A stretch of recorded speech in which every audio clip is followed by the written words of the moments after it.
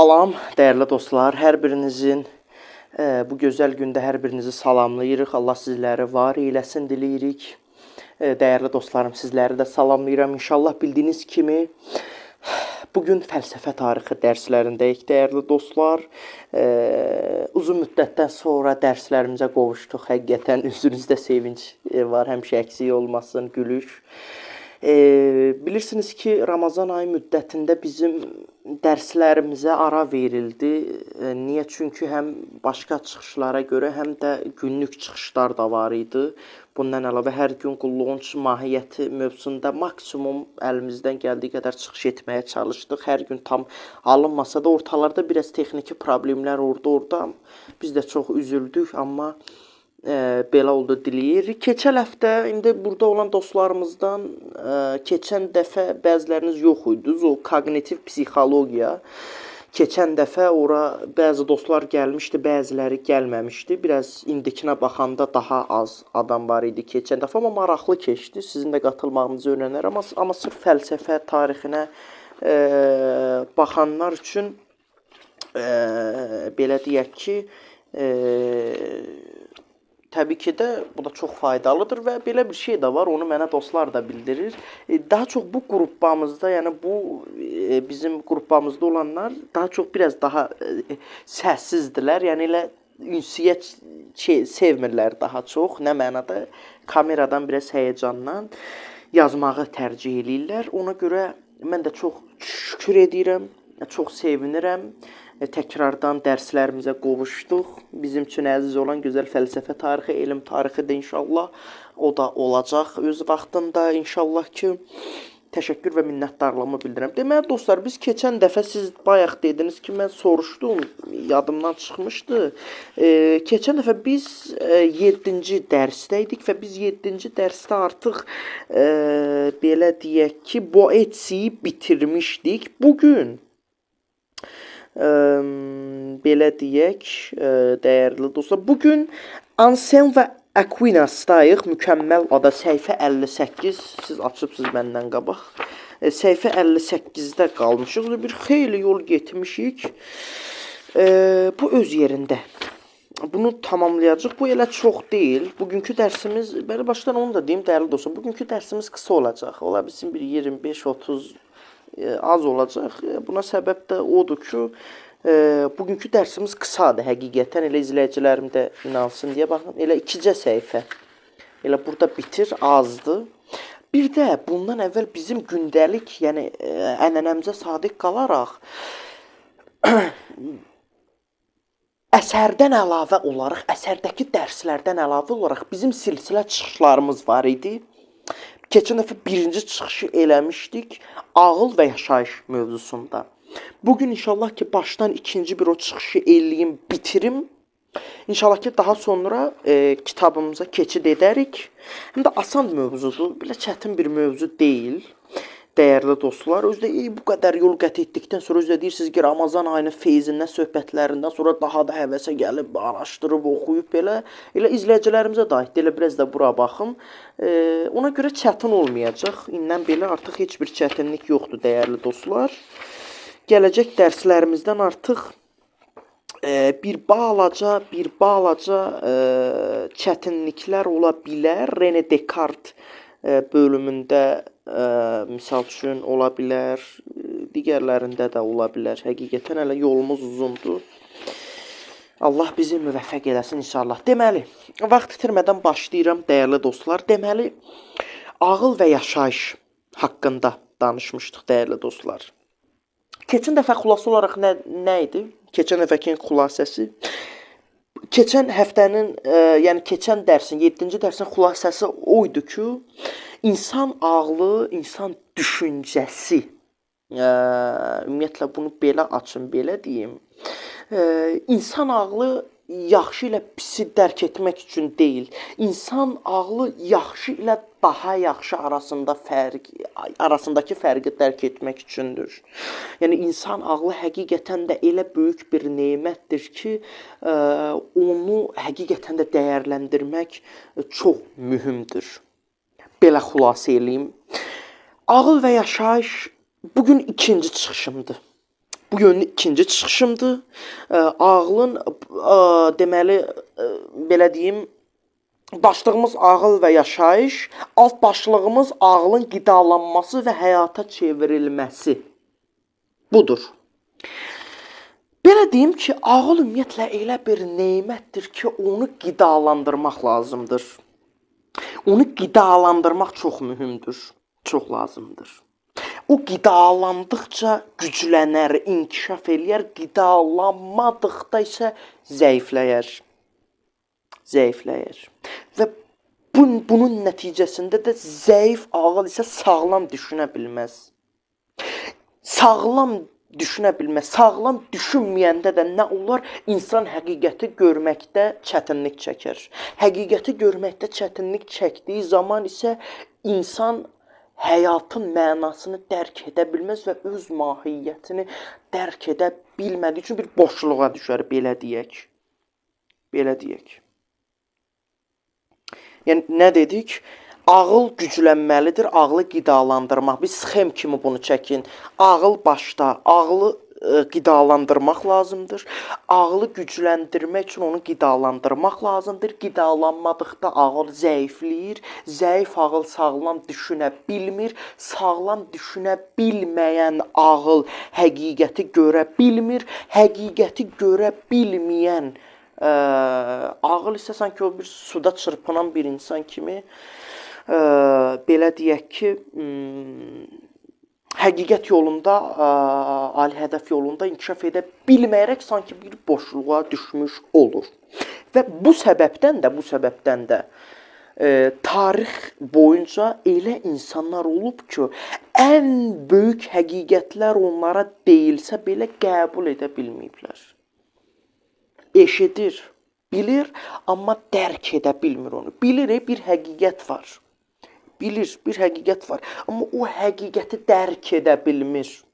Səbəb nədir? Ağlını qidalandırmayıb və ağlı sağlam düşünərək bu həqiqəti başa düşəcək. O, bizim hocamızın sözü var. Allah razı olsun ondan, dəyərli ustadım. O kapasitədə deyil də, belə deyək. Ümumiyyətlə, Qurani-Kərimdə və bir çox dini mətnlərdə qəlblərin qıfıllanması ifadəsi işlədilir, dəyərli dostlar. Qəlblərin, belə deyim ki, qıfıllanması ifadəsi işlədilir. Yəni, bu o demək deyil ki, insanın qəlbi fiziki olaraq bağlanıb. Bu o demək deyil. Fiziki olaraq qəlb bağlanıb. Xeyr, belə başa düşülməməlidir bu. Bu insanın həqiqət yolunda olan düşüncə yollarının bağlanması və həqiqətə qarşı özünü qoparması deməkdir. Yəni, ağıl işləmədikdə insan eşitsə belə dərk edə bilmir, anlaya bilmir, bayaq dediyim. Qaranlıq qalan yer yoxdur ki, dəyərli dostlar, yoxdur. Deməli, bura qədər nə nəticə aldıq? Ağıl hər daim inkişaf etməlidir, ağılı hər daim qidalandırmalıyıq. Yəni, ağlı inkişaf etdirmək sadəcə elm öyrənmək deyil, həqiqətə açıq qalmaqdır, dəyərli dostlar. Yəni, bu səbəbdən insan daim öz ağlını böyütməyə çalışmalıdır. Bəli. Bir alt başlıq da keçək. Ağıl və eşq zidd deyil. Bu da bir digər alt başlığımız. Bəzən belə bir söz deyirlər, qəlbin başqa, istəyir ağlın başqa. Bu tamamilə yanlış fikirdir. Bəlkə ola bilər mənimlə razılaşmaya bilib tənqid atəşinə tuta bilən adamlar da olar. Yəni, bunu biz bir çox romantik filmlərdə də biz buna rastlaya bilirik. Qəlbim, məsəl üçün, qəlbimə söz keçirə bilmirəm, nə bilim, ağlım başqa şey istəyir, qəlbim başqa bir şey istəyir. Bu tamamilə yanlış və absurd bir düşüncə tərzidir. Niyə? Bunun səbəbini də biz belə izah edə bilərik ki, ağıl və qəlb heç bir zaman bir-birinə düşman deyil. Əksinə, fərqinə vardıqda görərik ki, dərk edərik ki, onlar əslində bir-birini tamamlayır. Bir-birinin əslində paraleldir. Onları düşmən edən bizik, bizim özümüzük. Ağıl müəyyən edir. Kimi sevmək lazımdır, nəyə bağlanmaq lazımdır, hansı yol doğrudur. Qəlb isə o müəyyən edilən istiqamətdə sevilir. Yəni ağıl istiqamət verən, qəlb isə hərəkət edən tərəfdir. Bunu qeyd edin, dəyərli dostlar, xahiş edirəm, dəyərli izləyicilər. Yəni ağıl müəyyən edir, qəlb isə o müəyyən edilən istiqamətdə sevir. Niyə? Çünki belə olmasa, bəzən o romantik indi eşqlərdən də söz gedə bilər. Yəni nəyə görə? Belə olmadığı təqdirdə nəyə görə olur da? İndi sayı artıb, boşanmaların və s. artıb. Niyə? Çünki doğru müəyyən etmək lazımdır. Qəlb onu dərk edə bilmir. Dəyərli dostum, qardaşım, onu demək istəyirəm. Onu qəlb belə deyək ki, müəyyən edə bilmir onu. Onu ağıl birinci müəyyən etməlidir. Sən onu paralel istifadə etməyi bacarmalısan. Paralel istifadə etmək mümkün, mühümdür, üzr istəyirəm. Yəni birinci ağıl müəyyən etməlidir ki, bu, bax, bu uyğundurmu, kriterlərə uyğundurmu? Nəyə bağlanmaq lazımdır, necə sevmək lazımdır və s. bunu tamamlayıb yekun peçadı vurandan sonra artıq qəlbə ötürməlidir, sözü qəlbə verməlidir. Lori dildə desək. Və qəlb də daha sonradan o müəyyən edilən istiqamətdə sevməyə başlayır və belə olan zaman həqiqi eşqə çevrilmiş olur. Biri var eşq, biri də var ki, həqiqi eşq. Həqiqi eşqdir mühüm olan, insana lazım olan. Yəni, burada mənim demək istədiyim nədir? Ağıl istiqamət verən, qəlb isə hərəkət edən tərəfdir. Əgər bunlar bir-birindən ayrılsa, insan ya kör sevgi yaşayacaq, ya da üzr istəyirəm, ruhsuz bir məntiq içində qalacaq. Kamil insan isə bu ikisini birlikdə istifadə edəndir. İndi ola bilər, məni tənqid eləyə bilərlər, dəyərli dostlar. Biz burada kamil insan rolu haqqında danışırıq. İndi hamıya mən aid elə bilmirəm, amma təbii ki, hamı bunu doğru şəkildə anlasa, həqiqətən oturub bir təfəkkür etsə, düşünsə, həqiqətən bir üst-üstə düşdüyünü daha sonradan dərk edəcək. Doğrudan da mənim demək istədiyim budur. Belə deyək ki, yəni burada da demək istədiyim odur ki, Allahı dərk et. Bax, burada sonda olaraq da belə bir söz demək istəyirəm. Bu alt başlığımızı qutarıq, keçirik növbəti alt başlığımıza. Ondan sonra yaşayış bölümündə də keçəcəyik, narahat olmayın. İndi bu sondur, ondan sonra yaşayış bölümünə keçirik. Yormayayım sizi. Deməli, misal üçün, bu dini yolda da belədir da, belədir. Misal üçün, bir söz var, mən bir yerdə görmüşdüm, bunu yazmışam. Əslində, bu mənim mövzuma aid deyildi. Elə bil, mən əvvəlcədən bu yazıyı hazırlamışdım. Sonradan mən bunu haradasa oxudum, yadımdan çıxıb harada oxudum. Bura dərk elədim, xoşuma gəldi, gözəl bir sözdür. Görün, nə deyir? Allahı dərk etmək, nə deməkdir? Allahı anlamaq olarmı? Sıraz belə şok olursunuz. Nə mənada? İndi arxasına qulaq asın. Allahı dərk etmək, onun dərk olunmadığını dərk etmək deməkdir. Bəh. Biz Allahı yalnız tanıya bilərik. Nə deməkdir? Allahı dərk etmək, onun dərk olunmadığını dərk etmək deməkdir. Biz Allahı yalnız tanıya bilərik. Vəssalam. Çox gözəl, çox gözəldir. Bir digər alt başlığımıza keçid edirəm. Ağlın hədəfi yüksəlişdir. Ağlın hədəfi yüksəlişdir. Burada da nə demək istəyir? Belə deyək ki, artıq ağıl kamilləşdircə, artıq biz ağlın inkişaf etməli olduğunun zərurətini anlatdıq. İndi artıq belə deyək ki, inkişaf etdikcə nələr olur? Artıq indi bu bölümə keçdik. Deməli, ağıl kamilləşdikcə insan ani nəticələrlə kifayətlənmir. Ani nəticələrlə kifayətlənmir. Daim soruşur, sonra nə var? Bunun daha yaxşısı nədir? Daha yaxşısı nədir? Daha yaxşı. Necə daha yaxşı ola bilərəm? Necə daha yaxşı ola bilərəm? Bunu. Yəni, ağıl aza qane olmur. Ağıl daim ilərləmək istəyir, daim inkişaf etmək istəyir. O gələcəyi düşünür, inkişafı tələb edir. İnsanı olduğu yerdən daha da yuxarıya aparmaq istəyir. daha da yuxarıya aparmaq istəyir. Yəni bu baxımdan ideal cəmiyyət də ağıllı cəmiyyətdir. Düşünən, soruşan, səbəb axtaran, rasial davranan bir cəmiyyət. Ona görə də kamal yolunda olmaq üçün də bəlkə biraz qıraq ola bilər, amma deyim, bizim imana çox ehtiyacımız var. İman yoluna çox ehtiyacımız var. Hətta baxın, indi fikir verə bilərsiniz, dəyərli dostlar. Bəlkə də bu kitabı həmişə görübsüz stolda eləcə. Risale-i Nur külliyatında, Risale-i Nur, yəni Bediüzzaman Said Nursi Həzrətlərinin kitabıdır. Allah rəhmət eləsin ustada. Bu kitabdan da həqiqətən oxusaq çox xeyirdir. Mən bunu çalışıram. Mənim ayrıca kitabçalarım, bunu dərs adlandırıram mən özüm üçün. Bunu sırf dərs çalışmaq kimi adlandırıram. İnşallah gələcəkdə bunun da dərsini işləmək bizə nəsib olar diləyirəm. Çox gözəl kitabdır. Burada var. Misal üçün, burada səhv etmirəmsə ikinci sözdə idi.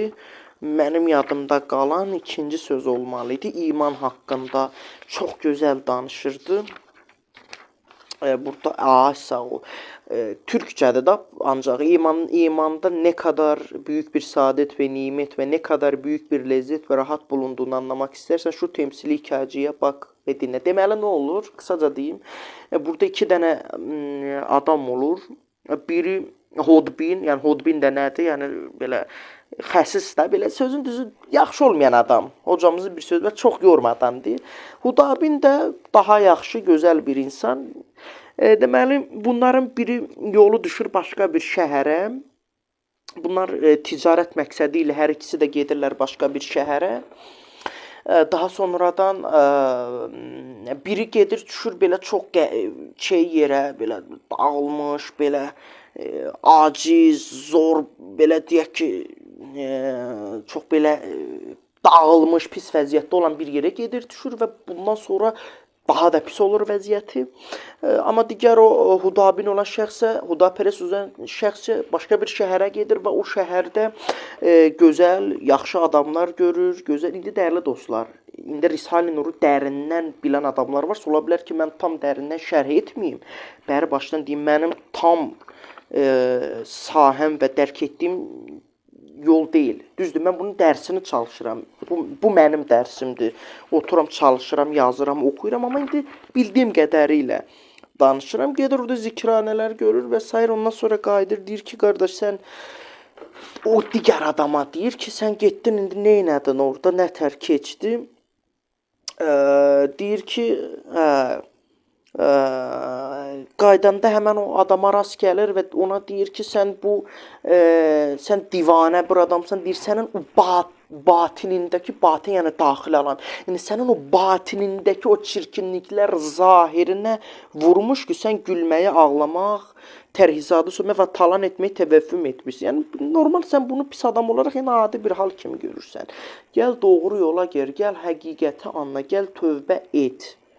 Ki, sənin o gözündəki pərdələr qalsın. Yəni, burada nə deməkdir?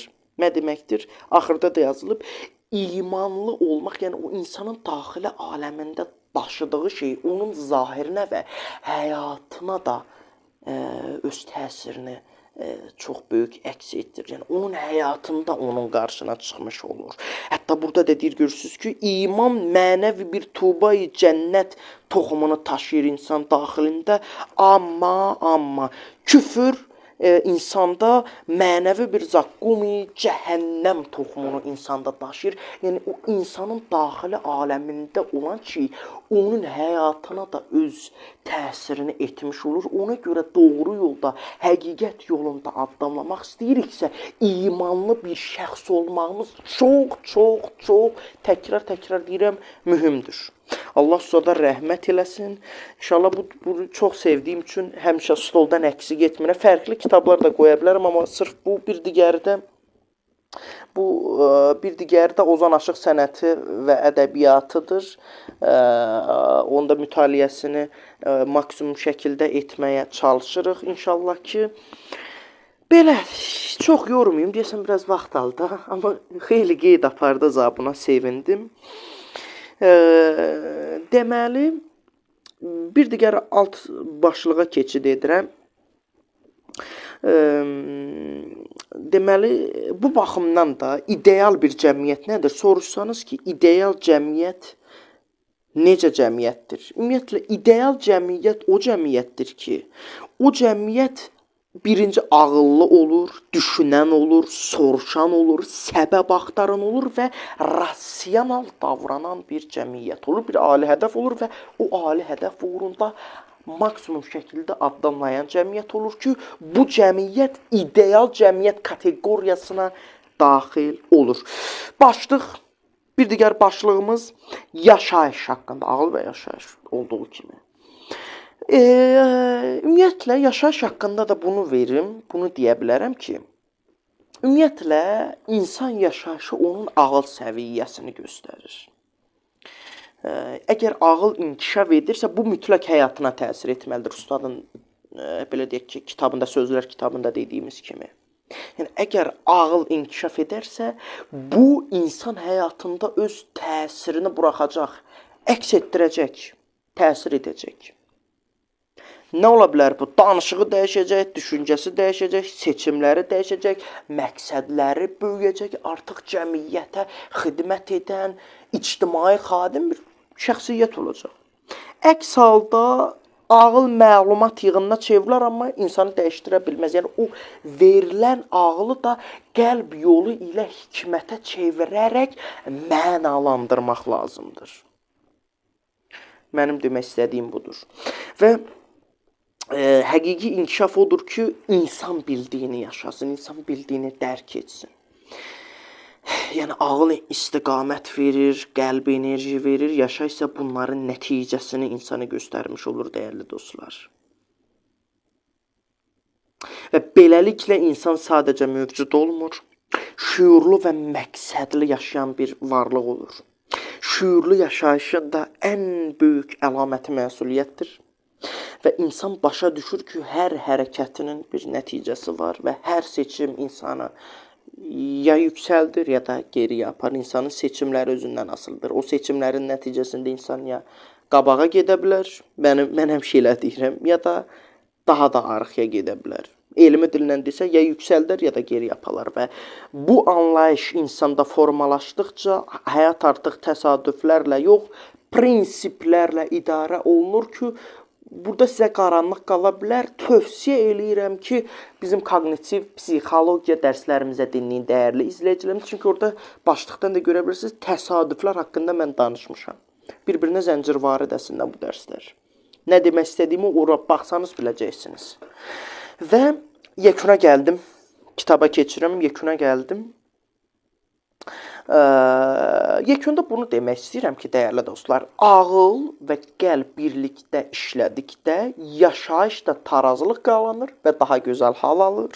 Nə hisslər insan və bunun nəticəsində nə hisslər insanı kör edir, nə də quru məntiq onu ruhsuzlaşdırır. Və bu zaman insan sevir, amma niyə sevdiyini bilir, çalışır, amma hara getdiyini anlayır, yaşayır, amma məqsədsiz yaşamır, niyə yaşadığını dərk edir. Qaranlıq qalan bir yer olmadı ki, olmadı dəyərli izləyicilərimiz, inşallah sizin də mövzu ətrafında, baxın bu dərslərin ətrafında qaranlıq qalan bir yer olsa inşallah ki, bizə bildirərsiniz, diləyirəm. Çox təşəkkür və minnətdarlığımı bildirirəm, dəyərli dostlar. Çox minnətdaram sizlərə. İndi isə keçid edirik öz dərsimizə. Bu da bizim dərsimizdə, amma əsas başlığımız səhifə 58 idi. Deməli, bugün belə deyək, mükəmməl adlı Anselm və Aquinas haqqında danışacaq, dəyərli dostlar. Əslində bu mövzu da elə bizim bayaq danışdıqlarımızdan zənciri var idi. Mən mövzuları belə seçməyə çalışıram maksimum, dəyərli dostlar, dəyərli izləyicilər. Deməli, bunu da belə başlayayım. İnşallah diqqətlə dinləməyinizi xahiş edirəm. İnşallah get-gedə qaranlıq qalan yerləri açacağıq. Deməli, belə başlayır. Bizim hamımızın Allah anlayışı vardır. Allah anlayışı vardır. Mövcudluğuna inanıb inanmamağımızdan asılı olmayaraq Allahın nə demək olduğunu anlayırıq. İnansaq da, inanmasaq da Allah nədir desən çox bütün hər kəs biləcək.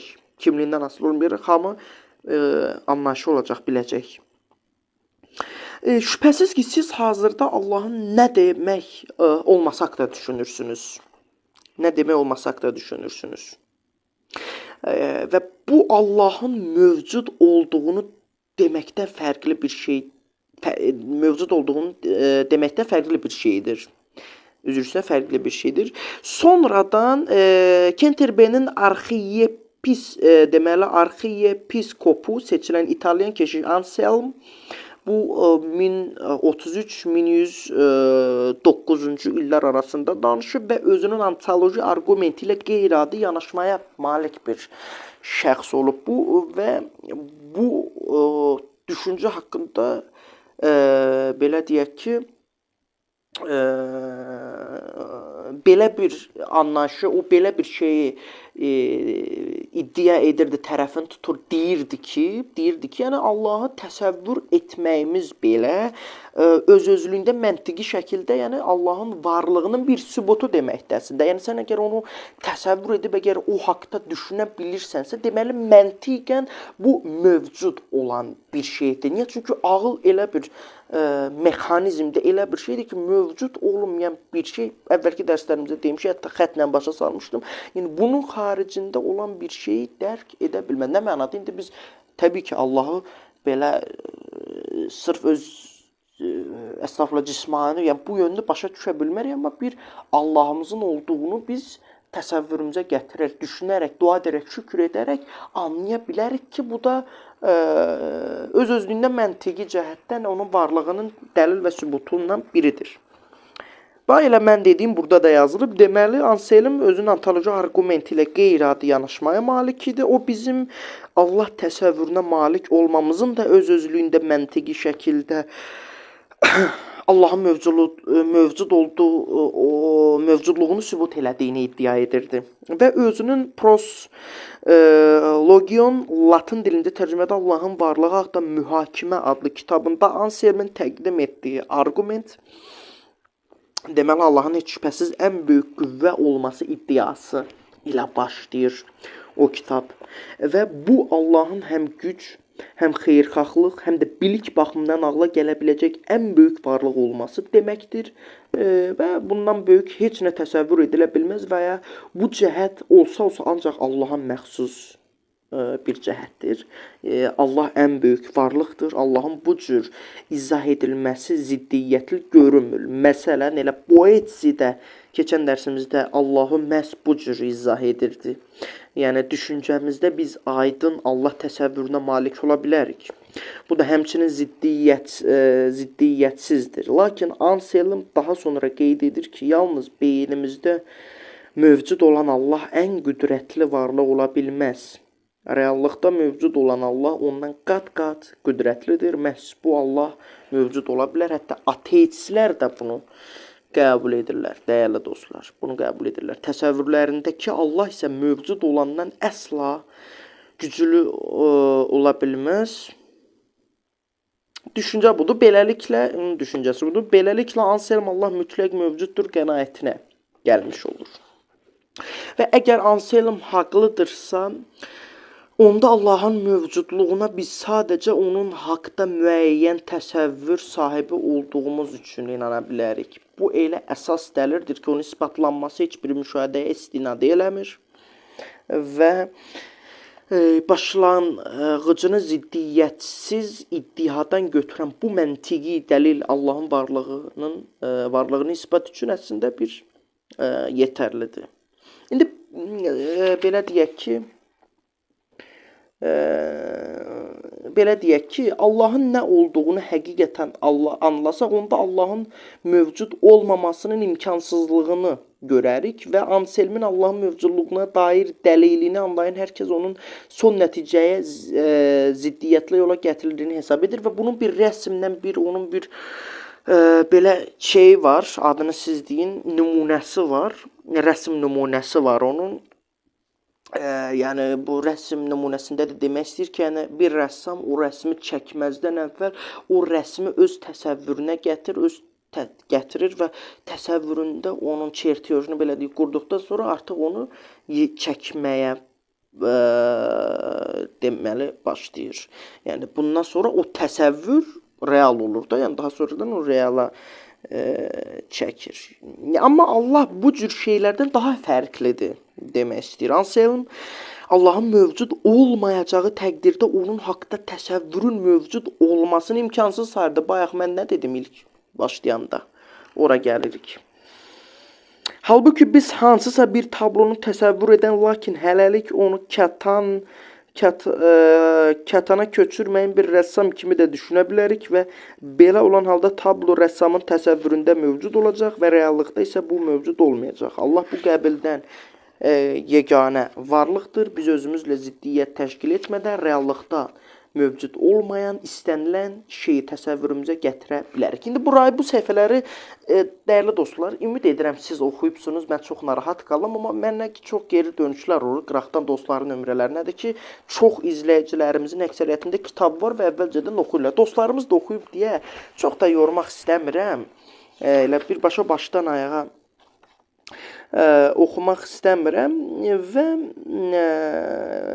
belə deyək ki, yəni ümumiyyətlə bu səbəblər sonsuzluğu deyilən bir şey də var ki, əslində bu zəncir, bu səbəblər sonsuzluğu doğrudan da sonsuzluğa qədər uzansaydı, o zaman burada ilk səbəb də olmazdı axı.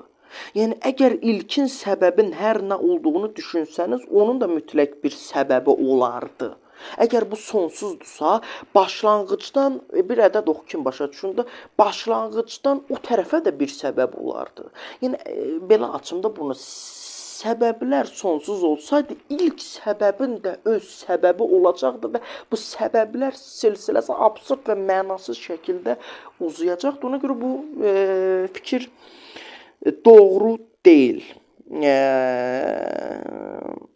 Doğru deyil və buna görə də o ilk səbəbin məhz Allah olduğunu iddia edirdi və məhz də Allah mövcud olan hər şeyin səbəbsiz səbəbi olduğunu iddia edir. Yəni müqəddəs Anselm və Aquinas özlərinin Allaha inamları, həyatı məhz dini əsaslarla yaşamaları sayəsində bəzilərinin şeytanla eyniləşdirdiklərini dünya şöhrətli Nikola Machiavelli ilə kəskin təzad edirlər. Bu da gələn dərsin mövzusudur. Tülkü Vasın. Bu da çox belə dəyişik fikirləri olan bir filosofdur həqiqətən. Bu da bir xeyli 3 səhifə gedəcək. Yəni bu nə demək istəyir? Əslində bu çətin bir şey yox, dəyərli izləyicilər. Diqqətlə düşünsəniz, əslində burada da nə demək istəyir? Burada da bayaq dediklərimizdən elə çox bir fərq yoxdur, ona yaxın mənalıdır. Allah, düşüncə, yəni həqiqətən də əgər bizim əvvəlcədən bu yönlü bizim təsəvvürümüz varsa, xülasə nəticəyə gəlirəm, bitirirəm. Əgər ki bizim əvvəlcədən bir təsəvvürümüz varsa, demək ki, o mövcud olan bir şeydir. Necə ki, rəsm nümunəsində də bizə göstərdi ki, bir rəssam o rəsmi çəkmədən öncə öz təsəvvüründə onu qurur, xəyal edir, daha sonra o kətan parçasını, o kağız üzərində onu işləməyə başlayır. Ona görə də Allah mütləq olan varlıqdır və mənim bayaq dediyim o söz nə idi? Allahı dərk etmək, Allahın dərk olunmadığını dərk etməkdir və biz Allahı yalnız tanıya bilərik və bu səbəblər sonsuzluğu da ki, əslində absurd bir şeydir. Əgər elə olsaydı, ilk səbəbin də səbəbi olardı. Amma belə bir şey yoxdur ki, səbəblər sonsuz ola bilməz. Əgər sonsuz olsaydı, ilk səbəbin də səbəbi olardı. Onun da səbəbi, onun da bu da bu da belə deyək ki, absurd şəkildə uzanardı və bu da doğru olmazdı. Ona görə də Allahı belə deyək ki, şükürlər olsun bizim uca Rəbbimizə. Ümid edirəm ki, qaranlıq qalan bir yer olmadı. Elə dostlar özləri deyirlər, Asantda elə bayaq gələndə deyirdilər ki, deyəsən bugünkü dərs qısa olacaq. Çünki özümüz hələ mənə danışırdılar, maşallah. Dəyərli dostlarım, hətta çox təşəkkür edirəm. Onlardan da yeni bir şey öyrənmiş oldum. Yox, əstağfurullah. Və buna görə də dəyərli dostlar, ümid edirəm ki, bura qədər hər şey aydındır. qaranlıq qalan bir yer qalmadığına görə bugünkü dərsi bitiririk. Gələn dərslər inşallah daha ətraflı öz mövzumuz ətrafında danışıqlara davam edəcəyik inşallah. Dəyərli dostlar, bizi izlədiyiniz, dinlədiyiniz üçün təşəkkür edirik. Sağ olun, salamat qalın, özünüzə yaxşı baxın. Təşəkkürlər.